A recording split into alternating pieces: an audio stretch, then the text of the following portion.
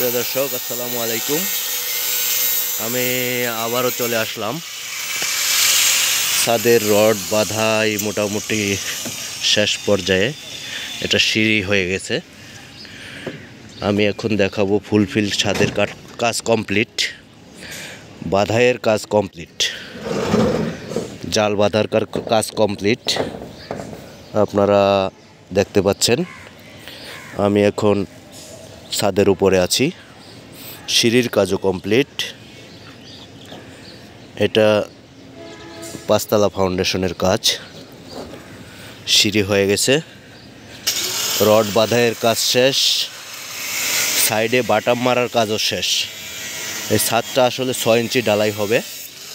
আপনারা দেখতেই পাচ্ছেন সম্পূর্ণ ছাদ কনসোল বিম দিয়ে করা হয়েছে। এই পিলারগুলো হচ্ছে আপনার 16 মিলি রড দিয়ে 6টা করে পিলার দিয়েছে। 16 মিলি রড দেখেন, 12 পিলারগুলো, তারপরে 16 মিলি 6টা করে রড।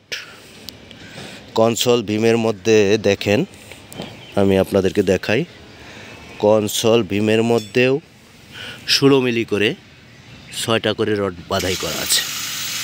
আপনারা দেখুন, এই 7টা রডের নিচে আবার পলিথিন বিছানো হয়েছে।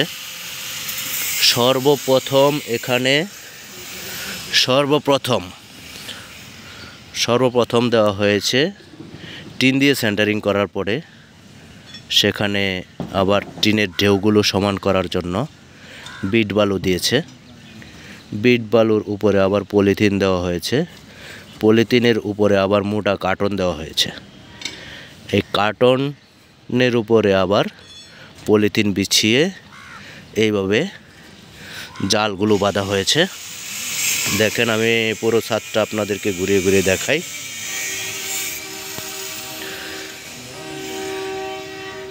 দেখেন, তবে এই ছাদটা হচ্ছে নকলা থানা বাজারের ভিতরেই, শেরপুর জেলার নকলা। ছাদের রডগুলো কিন্তু 10 মিলি রড দিয়ে বাঁধা হয়েছে। দেখেন কতটুক ফাঁকে ফাঁকে, আমার মনে হয় 4 আঙ্গুলে কয় ইঞ্চি, 1 ইঞ্চি, 2 ইঞ্চি, 3 ইঞ্চি পর পর রডগুলো বাঁধাই করা হয়েছে।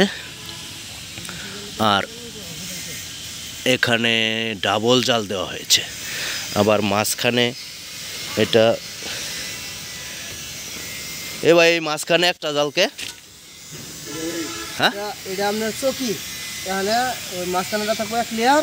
আচ্ছা, আর এই সাইডের দিয়ে ক্যারেং শার্ট, এটা ও এটাকে ক্যারেং শার্ট বলে। আচ্ছা আচ্ছা, এটা মনে করেন আপনার দেখা গেছে এই সাইডের দিদি, এরপর দিদি, হ্যাঁ, এই ডবল লেয়ার, আর যেটা চকি এটা এক লেয়ার। ও আচ্ছা, আপনাকে ধন্যবাদ। তবে আমি আপনাদেরকে আরেকটু ঘুরিয়ে দেখাই। ছাদটা কিন্তু আসলে অনেক বড়। এই ক্র্যাঙ্ক দিয়ে অনেকগুলো দেওয়া হয়েছে। যে এখানেও আরেকটা ক্র্যাঙ্ক, একটা লেয়ার। এটা দিলে নাকি জাম্পিং করে না, তাই না? ছাদটা জাম্পিং করে না। এখানে দেখেন একটা করে লেয়ার দেওয়া হয়েছে এখানে ক্র্যাঙ্ক দিয়ে। আবার ব্লকগুলো নিচে বসাই দিচ্ছে। মোটামুটি ব্লক বসানোর কাজ চলছে বর্তমানে। দেখেন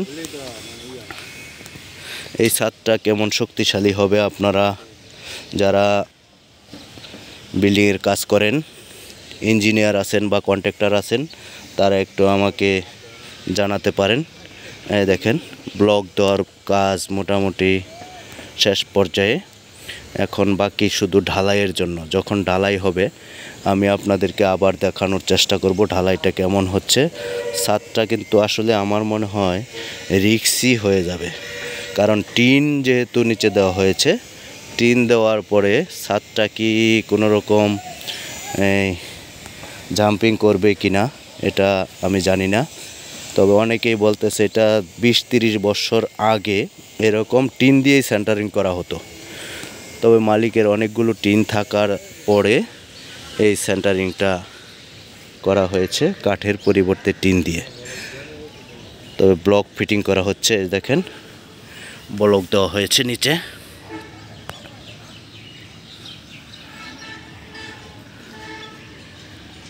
ছাদটা অনেক বড়, অনেক লম্বা। তবে আপনারা আমার পাশেই থাকুন, আমি আপনাদেরকে ঢালাইয়ের সময় দেখাবো কতটুক সুন্দর হয়, ঢালাইয়ের সময় কেমন হয়। এরপরের ভিডিওটাই আসবে ঢালাইয়ের ভিডিও। 6 ইঞ্চি ছাদের ঢালাই হবে এটা আসলে 5 তলা ফাউন্ডেশন। বর্তমানে এখানে 3 তলার কাজ চলতেছে, আরও 2 তলা হবে। এই দেখেন, বিমের মধ্যে কনসোল বিমে দেওয়া হয়েছে 16 মিলি 6টা রড, আবার পিলারেও দেওয়া হয়েছে 16 মিলি করে 6টা রড।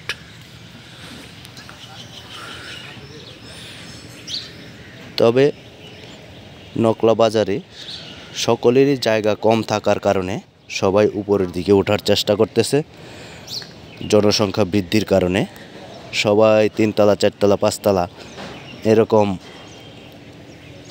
কাজ করেই যাচ্ছে প্রতিনিয়ত।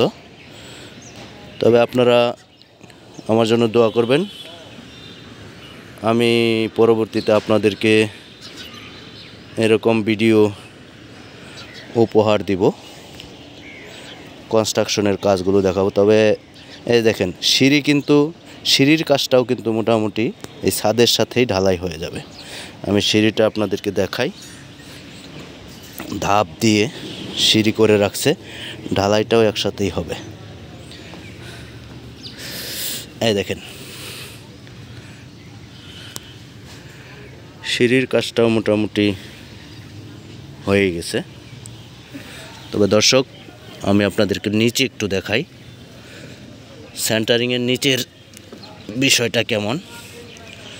টিন দিয়ে যে সেন্টারিং করা হয়েছে সেই জায়গাটা কেমন দেখা যায়। এই দেখেন, পুরোটাই ঢেউটিন দিয়ে সেন্টারিংটা করা, পুরোটাই ঢেউটিন।